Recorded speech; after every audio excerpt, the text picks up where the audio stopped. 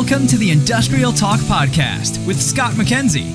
Scott is a passionate industry professional dedicated to transferring cutting-edge, industry-focused innovations and trends while highlighting the men and women who keep the world moving. So put on your hard hat, grab your work boots, and let's go. All right, thank you very much for joining Industrial Talk. Once again, this is a platform that celebrates industry professionals all around the world because you're bold and dare greatly. I say it all of the time, but I do.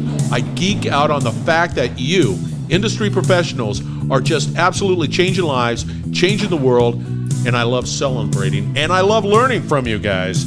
We are broadcasting from Austin, Texas, on site right now, right this very moment, and it is the OMG Meeting, and it is a collection of problem solvers like Nick right next to me that are passionate about solving problems, identifying them, and making our lives. And you don't even know how much they impact your life. You don't. I just want to let, because I just sit there and soak it up like a sponge. Nick's in the hot seat. Let's get cracking. Hi, Nick. Hey, what's up? What's up? Yeah, you're the hero in this story. EDX, I have to, is that an acronym for something, or does it, I mean, you got the EDX.com, which is pretty doggone cool. Yeah, so EDX.org is not... it's a .org. No, it's not to be confused with .org, because that's the education part, right? So they said like, oh, EDX, I've heard about that. Well, we're not that EDX. So EDX is actually, a merger between... Is that okay? It's all good, because it's like I was more dazzled because exactly. I've come to the conclusion that every URL is taken up. I don't care. Exactly. And then now you get this, and so you got this EDX.com and going, wow. Yeah, it's pretty good, right? No, but because they've been in business for 2 decades. So it's a merger between EDX Technologies, which more like the XR marketplace, all this kind of buzzword bingo, real-time data, but then 2 decades of legacy in wireless planning. Radio frequency planning, telecoms industry, 5G, 6G, all this kind of cool stuff. You just popped in 6G. 6G, exactly. Yeah, so the hi-fi, what is it? The pathway to hi-fi holographic societies, right? So I like that stuff. But, in the real world, sometimes I'm also, the co-chair of the manufacturing group at the Digital Twin Consortium. Yeah. So that's a little bit why I'm here, to provide that insight. You're here because you get to sort of collaborate with everybody, and everybody's just dreaming about the next thing, You're chasing that shiny object. Yeah, when somebody popped in and said, hey, Scott, I want to talk to you about 6G, I'm going, I just got a phone that says 5G on it just right now. And now you're talking 6G, but that's going to happen too. Yeah, of course. I think that's going to happen like in 27, 30. I mean, we're not even done with 4G. 5G is happening right now. But I mean, in order to plan ahead, and get ready for the future, you have to sort of be in the future, understand, the practicalities and all this kind of stuff. And then you go back to the now. So I think like for me, it's, the ability to go forward in time, understand that, the Gartner hype cycle, all that kind of buzzword bingo. In 30 years, 10 years, 5 years, we're going to use that technologies in the right order. And that's going to be, the daily bread and butter. This is interesting, because don't you think now, OMG's been around for 30 years or whatever it is. And I see the speed that's taking place within just technology and the necessity. And it's looked like what's great about it happening today and what you guys do in these consortium, in these working groups, in this ecosystem, is that you're really finding your stride on how to approach new and emerging innovations and technology, which is really good, which then speeds things up. And so when 2030 comes around, you guys are already there. Like, and we, the masses, we just take it for granted. It's like, all right, man, look at me. Now I got a hologram on my phone. Exactly. Which, I don't like getting new phones, just FYI. It's just between you and me. No, but I definitely think that they are, these kind of working groups that are important to drive this forward. But I think the challenge is also, this is, happening behind almost closed doors, right? No, it is closed doors. That's exactly what is happening, right? Yeah. And that is sort of challenging for me, to put it in a diplomatic way, because, you have people getting educated. The education that people are getting, also the format that they're getting that education, is the same way that has happened basically forever, right? And also what they've been educated in is 20 years, 30 years away from what is at the cutting edge of what we're working with today. So the gap in where the market is, how we educate people for the market, and also what is at the cutting edge, is like 3 decades, right? And that's so my passion. But my passion is just to bring these things together so that the people are getting educated. They're not getting sucked into how we work today, but actually preparing them for how we need to work tomorrow. Does that make sense? No, I'm getting at the pop-up question. Yeah, because I always struggle with that. Do you think the typical education institute is nimble enough to deal with this velocity? Of course not. Absolutely not. See, and that to me brings a lot of stress because it impacts every facet of our lives. Yeah. If we're not preparing the next gen people to understand what's taking place and to be able to be passionate about it, then we're struggling. Yeah, I mean, we're perpetuating obsolescence in a way that is completely, it's a good way, ridiculous. And I think VR, AR, modern ways of collaborating, we need to use that in order to get the message across much, much easier, right? And I think this is one of my favorite topics. I actually got passionately irritated yesterday because I've been investigating this for the last 15 years, and my ambition has been to solve all problems in the world and also operate in all countries of the world, right? That's been a little bit of an obsession of mine, and also find the most critical problems and how can we solve these faster. And what is evident is that when we bring the right people together, give them the right information, and according to Jet Propulsion Laboratory and what NASA did in terms of extreme collaboration, we can actually get stuff done without any AI, machine learning, just getting the right people together and for them to work together continuously or in concurrent collaborations, together at the same time. That's when we can solve problems 99% faster. So I think understanding the mechanism behind that and providing the right information at the right time to the right people, that is really, really important. And I don't think we do a great job of that in academic institutions, right? Because we have reality, and then we crash reality, and then we make abstracts of reality, and we divide it into domains or subjects, and then you specialize, for 10 years into something. So you become really, really good at something, but you're really, really bad at understanding anything else. So we live in a broken world today, and I think that's the stuff that I think we can mend with having these digital twins, when we, taking real-time data and providing that in a way with a visual understanding that represents reality.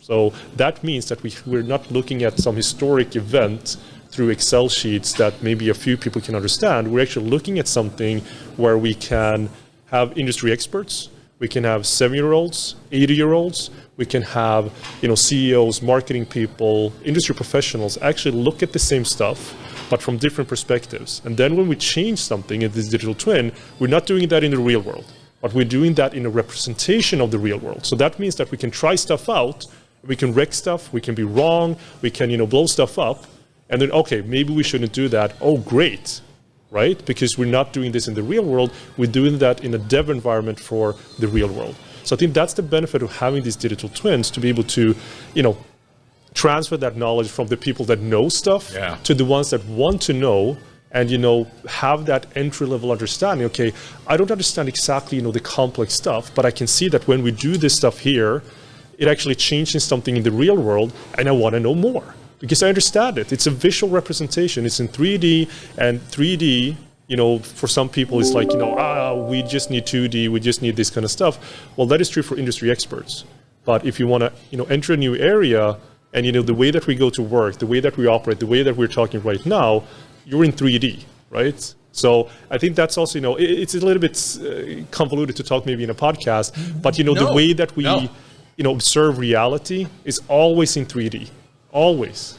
And the way that we've been taught, again, going back to academic institution, is that we've been trained and brainwashed or conditioned into thinking, well, we're going to abstract reality, and then we're going to try to have these domain tools to try to attack this in a silo. And then at some point, maybe we're going to try to bring it back to reality and see if it works.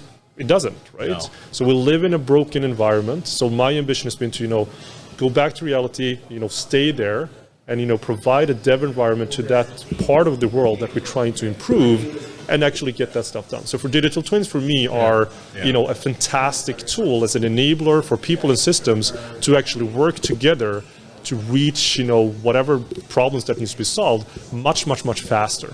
than what we've done before. Yeah, and the ability to simulate whatever. Exactly. Okay, what about exactly. this? That didn't work. And nobody dies as a result of that. Exactly. You're in a a digital twin environment, but it's great. And absolutely, and when you nail that digital twin down, then you can bring it into reality, and you're feeling that the level of confidence is off the charts. Yeah. I think that I don't think we should gloss over it. I think the world is complex. It just is, and it just and again, there's the speed associated with that complexity. And the only way that I know how to deal with it, and I know that you probably have more answers than I do, but we don't have all the answers. And the only way that we can do that is through a collaborative and willingness to collaborate environment. Now, right here, and being able to do that, and remove the politics from that conversation, from that collaboration, and really solve problems. I think that's the only way that we're going to do this. And I'm really surprised because that's what you said initially, right? Helping people solve problems. Usually when I say that we can use technology to solve problems, people look at me like I'm crazy. Because usually we want to use technology to make more money, grab the customer, lock them into whatever solutions that they have, all this kind of stuff, right? But I'm just going to give an example that maybe makes sense, what we do with EDX. So again, we have this global digital twin. So think Google Earth.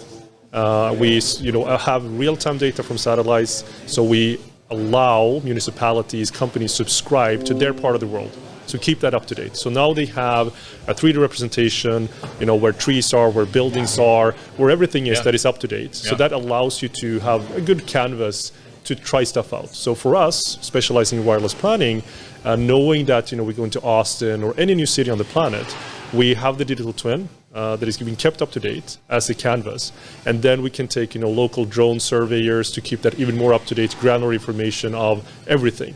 But then the digital twin comes in, the simulation capabilities, and we ask the digital twin that, okay, how do we get to 100% 5G connectivity in this city? That's the question. And then the digital twin makes the computations, the simulations, know where trees are, where buildings are. You feed in, Nokia, Ericsson, whatever vendor that you're looking at. And then the digital twin shows you, you go outside in augmented reality and you can see, it's green everywhere. There are no gaps. You get 100% connectivity.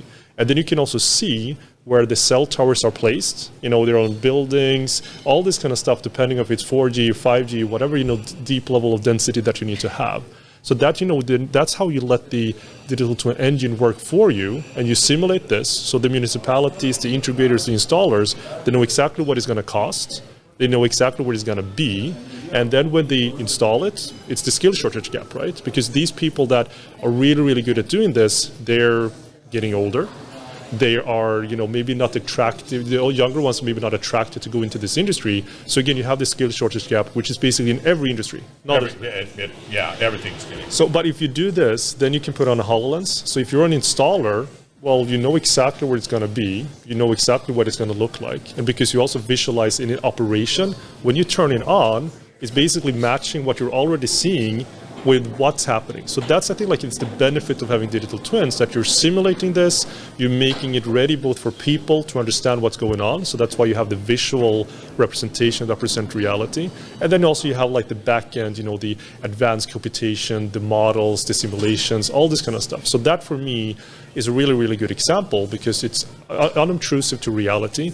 You try out stuff in a virtual environment to represent reality, and then you can make decisions knowing how much it's going to cost, et cetera, et cetera. And then once you turn it on, that's actually when it becomes the digital twin. Before it's just a prototype digital twin, but now when you feed it real-time data from the network, you have a visual representation. That's how we can visualize 200,000 cell towers in real time to see what actually goes on with the network, right? So it's basically from planning to installation, to operation, as well as to decommissioning. So you have that circular, right? Because you have all the information and you bring that with you forever. Today, most of the world is fragmented. Solutions don't talk to each other, people don't talk to each other. You lose so much knowledge at every step of the turn. So at the end, you don't really know what has happened. You can't do anything about it. You don't know anything. So that's, again, the power of digital twins, to provide meaningful information for systems as well as people at the same time. And, when I say systems and people, I mean of all ages. whether it's, an old system, an old person, a young person, domain expert. We need to be able to, create an entry point for people to understand the complex reality that we're in, and then engage and dig deeper with domain experts. That's what I believe. At least. You're hitting on a lot of cylinders there, and I like it. The challenge I have in my mind, of course, is the where. Where do I start? Everything is like everything is a challenge, right? Yep. Everything's an opportunity. And in that opportunity, there's a solution. There's might be problem, but it's the ability, because you want to be able to focus on the right things. And it has to be, from my perspective, sort of, if you look at it from a macro point of view, it's overwhelming. It's like, oh my gosh, what do I do? Where do I go? And all that is just like, and I melt down. But if you've got the ability to say, okay, we're going to be here, we're going to incrementally just sort of succeed, and then just continue to scale in a way that makes sense. That's the only way that I know, because you're absolutely right. You're just like, oh my gosh. No, but I love what you're saying, and I think that's a classic problem with digital twins. How to get started, why do you do it, how much it's going to cost, right? Yeah, and what problem are you solving? Exactly. I got a problem. I don't know. What am I? I've owned this property forever. Why do I need to digitize it? I know where the HVAC is. I know what the lights are. Exactly, and I think it's it's related to saving money, of course, making more money, and making new money. Yeah, right. That's sort of like from the business perspective. Yeah. But I think it's a good question, as in how to get started. For me, it's a little bit the other way around. I zoom out to basically the whole planet. But then when I engage with customers or whatever it might be, exactly what you said, right? You zoom in to the production plant. You look at exactly what are we talking about, because it's so easy to get fluffy, to not understand what you're talking about, and you get right into industry jargon. It's really problematic. So I think the starting point, again, what the digital twin is solving is to provide a shared reality for people. So again, let's just take an example. We have a production manufacturing plant that might be similar, but it's also very unique, and whatever products that they have, what kind of year, what kind of solutions that they have, what kind of MES systems, what kind of actual physical, product. So basically what you want to do, in my opinion, is that you scan everything, so it becomes in 3D, and that's when you take a discussion. So you take a discussion not with the industry experts, but actually with the ones that are on the factory floor. For them to, transfer the knowledge that they have about the systems in a way that makes sense for them, that we then can engage industry experts, and then we can say, okay, knowing this, the way that you explained, when I'm over here, by this station, I encounter this problem. Or when I do this over here, this is a problem. So I think it's I don't know, if you probably know about Kaizen, lean methodology, all this kind of stuff. So I think it's just taking that more into the digital realm, and that enables the ability to invite to innovate, so that others, experts in MES systems or in IoT or industrial IoT or digital twinning or cybersecurity, they're engaging with that company within the same reality, right? So they can provide their expertise knowing what the problem is. Because I think that's something that we usually lack, not what the problem is, just defining what is the job not to be done, what is the job that is being done. That has to be the starting point. So if you define the job, not to be done, what is the job that is being done in a way that everyone can understand, that is the starting point. That doesn't have to do with IoT, that doesn't have to do with anything. It's just providing that shared reality, and then you can add different layers. So here's the funny thing, and I'm thinking through this, right? Yeah. And there's just inefficiency. This property is losing money someplace, and there's always a way of being able to say, hey, let's make it more efficient by managing power, or whatever it is. There's always inefficiency. But once you perfect it, let's say you take this property and you nail it, right? And everything is just spinning and having a grand time, and you've already achieved the values, the savings, then all of a sudden it just operates. Yep. But there's no more savings. Like you've just that's an extreme. Yeah. But you're solving inefficiencies. So if you solved everything, and making a self-learning building, you have batteries or solar power. It sort of generates itself, and then you have building automation equipment and sensors. So it basically adapts to people that are in there. So it's perfect indoor air quality. When you go into the building, you have your own sensors. So wherever I go in this hotel, I want to have in Celsius, like 21 degrees, right? And then everything adapts accordingly, all this kind of stuff. Yeah. It's like, okay, we're there. Yeah, exactly. And you don't know. Yeah, I know, but that's the point, like, I'm right? comfortable. And I think that's exactly the point that you made in the beginning. You know, all this stuff I like to talk about, right? The technology and the XR, the interoperability and the IoT, yeah, fantastic. But from a user, it should just work. It should be seamless. Seamless. Yeah, it should be extremely seamless. But one other dimension, I think, you know, is right now, no one is wearing smart glasses, right? Yeah. Basically, no one. No one. So in order to engage, you know, finding Pokemon, we put up our phone. We'll use it like, an idiot, like in front of us. Right. But very, very soon, sooner than I think most people would think, we have the HoloLens, we have the MetaQuest Pro. We're going to have smart glasses. Your glasses are smart, mine are smart, but not that smart, right? They look smart, but that's about it. That's all it is. That's all there is. Yeah. So when we have smart glasses and dialogue engines, that means that we can engage with reality in different ways. God. Right? Yeah. No, but this is a cool example. This is a cool example. Yeah. So if you tie that to heating and ventilation, air conditioning, right? Yeah. Today, as a user, I can't affect that in the cold rooms that are here, right? Super cold, too cold. Right. But if we have that in augmented reality, I can connect it to the heating, ventilation, air conditioning system. I can provide, you know, visibility into what is invisible because I know the flow of air that is coming down, right? So I simulate that. And I also visualize that simulation. So when I go into the room, I can basically see, you know, air streaming down, and I'm sitting down somewhere, and I just like a lamp. I grab hold of the augmented reality part, and I push it up because I don't want air. You know, I don't want that cold air to hit my head.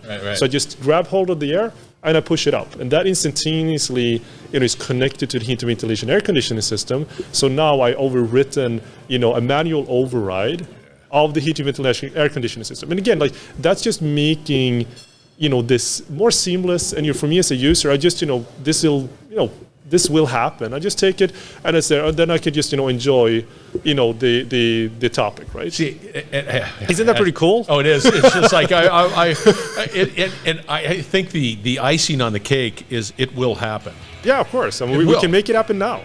Right. See? Yeah. How did they get a hold of you, Nick? Outside of the fact that was a fun conversation. How did they get a hold of you? So for me, I mean, again, obsessed with solving our problems in the world for a very long time. I started, you know, working with Digital Twin Consortium 2 years ago, co-chair manufacturing group, been everywhere, and I just, you know, stick with it. I want to solve all problems. What's your email so that it can contact you? It's nicolas.waern at edx.com. So Nicolas and WAERN at edx.com. You got to connect with this guy. That was a fun conversation. I enjoyed that a lot. Thank you, Nick. Super interesting. It was fun. All right, listeners, we're going to have all the contact information for Nick out on industrialtalk.com. You need it. Are you out on LinkedIn? Absolutely. There it is right there. We'll have his contact information there too as well. So stay tuned. We will be right back. You're listening to the Industrial Talk Podcast Network. Again, thank you very much for joining Industrial Talk, and thank you for your support. That was Nick, EDX Technology, and they're about adoption of augmented reality. Yes, you need to know about augmented reality. You need to know about how it will impact your business in a positive way. And the only way that I know how that'll happen is if you educate and you collaborate with people like Nick. Now, we were at, as you can tell, at Q4 OMG on this particular conversation. That is an organization that you need to look into to begin your journey into the world of augmented reality. That it's happening. And I just cannot impress enough for you to need to be a part of an organization that is doing that, because it's going to impact your business, or your competition is going to be impacted by it, and you don't want that. You need to succeed, so that's why you need to reach out to Nick. It's all out on industrialtalk.com, EDX Technology, and all of the other great consortiums that exist under OMG. So put that on your calendar and get engaged. And remember, educate, collaborate, and of course, you need to innovate. You need to do it. So anyway, thank you very much for joining again.